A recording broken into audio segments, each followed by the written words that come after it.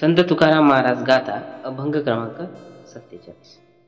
अभंग क्रमांक 47. नभे आरानुक संवसार हाती, सर्व काळ चिंती हाची दान. देवधर्म सांदी पडिला सकळ, विषयी गोंधळ गाजत असे. रात्र दिस न पुरे कुटुंबाचे समाधान, दुर्लभ दर्शन ईश्वराचे.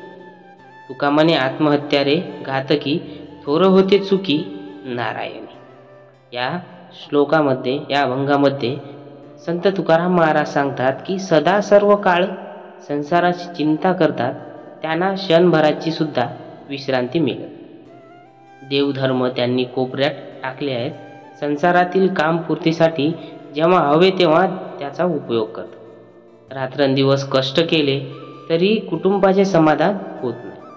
त्यामुळे त्यांचे देवाकडे लक्ष जात नाही.